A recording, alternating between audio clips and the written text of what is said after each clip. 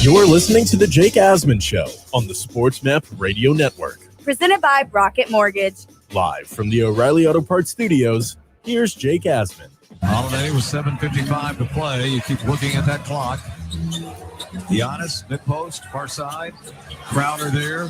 Giannis goes to work, blows it by him. Pull the rim for a two-hand hammer. 108-84. 39 for Giannis in the game. 39 for Giannis. At that point, he would finish with 41 points for the game. So the Bucks get back in the series. They beat the Suns 120-100. This game really changed in the third quarter because Giannis had 34 through the first three quarters, including 16 points in the first 12 minutes coming out of the break. So you saw the Bucks go on a run to take a 98-76 lead entering the fourth quarter, and that was really the entire game right there. And what's amazing about Giannis is that he does not look like a guy that hyperextended his knee 2 weeks ago. And there was some thought that he would not be available to play in this series until, I don't know, maybe game 3 last night was the first time I thought we were going to see Giannis going in. But I think when you really look at the series so far, yes, the Suns are up 2-1. But has Giannis not been the best player in the series so far? I mean, Giannis has gone out there and he was great in game 2.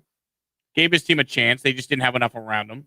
And then last night, in the biggest game of his career, first NBA Finals game in Milwaukee since, the 70s? And he goes out there and does that? I mean, that was a special performance by Giannis. And we always look to kind of maybe nitpick our superstars because there's no perfect player in the NBA. But, man, you got to respect what Giannis has done. He chooses to stay in Milwaukee long-term and resigns. Now he's being rewarded for doing just that and having an all-time final so far. I mean, he had a 41-point game last night. It's his second 40-point, 10-rebound double-double in the finals. We played 3 games. I mean, honestly, he's playing at a historic level right now. He's just the 4th player in the history of the NBA to have multiple 40 and 10 games in the same NBA finals. So let's not take what we're watching for granted here.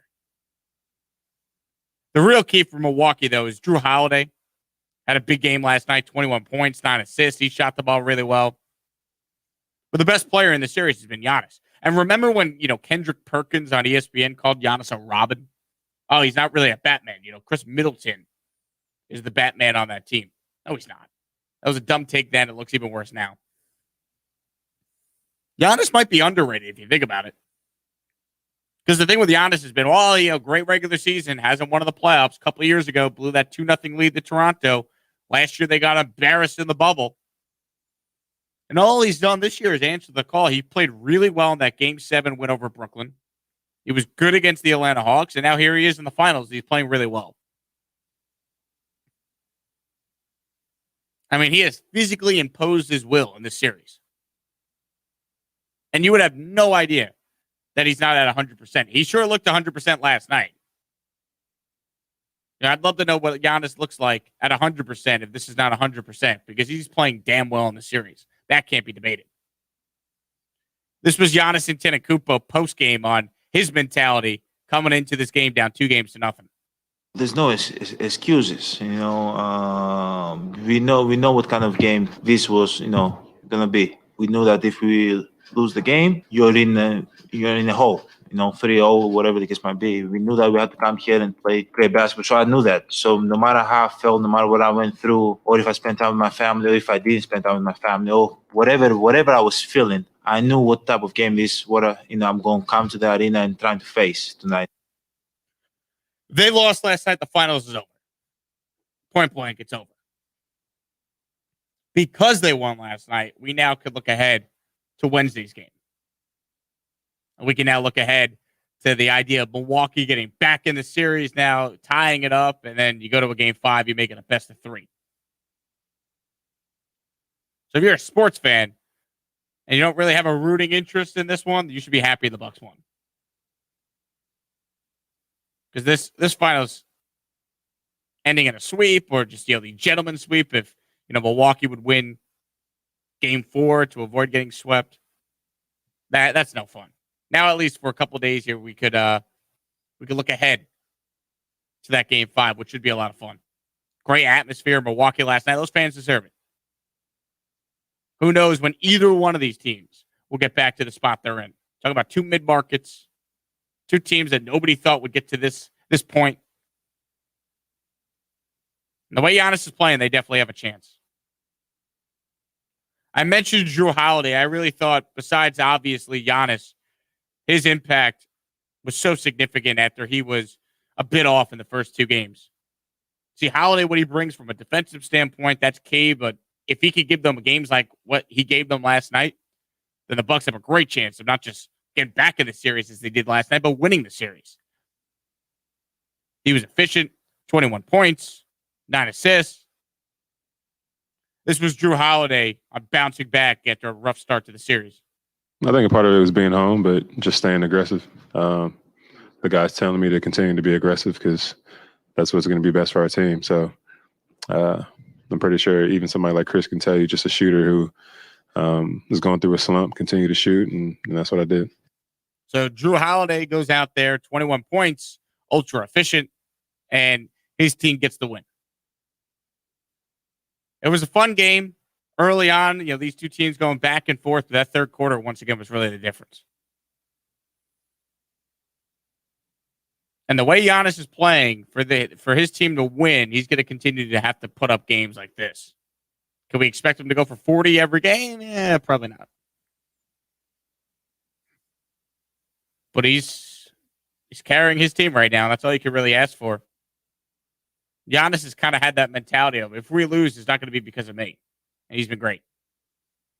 As far as the Suns, they are still in the driver's seat. They still have 2 games to 1. You knew it was not going to be easy. Win game 4, and you go up 3-1, going back home with a chance to close it out. That's all you're trying to do when you're the road team after you did what you had to do by winning 2 games at home in Phoenix. This was Devin Booker postgame. It's a series and understanding that and, understanding it's the NBA Finals. And, I said it after last game, this team's not going to give in. They're going to keep playing all the way through. So we have to bring that same effort, that we had in the first 2 games. And I think we'll be in good shape. For me, the Suns are still in excellent shape. I mean, they were not going to sweep this series. They're still in a good spot. Devin Booker had an off night, which is going to happen. You had DeAndre Ayton getting into foul trouble. This was the first time that has been a factor in this series. And, Devin Booker did not shoot the ball well. He had 10 points, and he shot 3 of 14 from the field, and he was 1 of 7 from 3. It happens. I think the Suns will be fine. I think Game 4 is set up to probably be the best game of the series that we've had so far. But the team that hits more threes than the other team, it's usually how in today's NBA it works. Last night, the Suns struggled from 3. Milwaukee hit more. Kind of how it goes sometimes in the NBA. 800-224-2004 is the number. So we're through 3 games. What has been your thoughts on these NBA Finals? Through 3 games, Suns are up 2 games to 1. Now we get a couple days off in between because the NBA likes to milk its schedule for all it's worth. Game 4, not till Wednesday night. So we got a couple days now to react, overanalyze, and do what we do here at Sports Media, talking about the NBA Finals. So through 3 games, Phoenix up 2 games to 1, but we got ourselves a series after the Bucks won last night by a final of 120-100. If you want in on the NBA, you can call 800-224-2004, or you could tweet me at Jake Asman. That's JakeAsman. Your reaction on Game 3 of the NBA Finals and much more. Plus, let's talk about UFC 264. My voice sounds a little hoarse because I was out late Saturday night in Las Vegas. Great to be in the building watching that event. We will talk more about that and much more throughout our show. We're back on a Monday. Jake Asman with you here on the Sports Map Radio Network. Sports Map all night. Just break.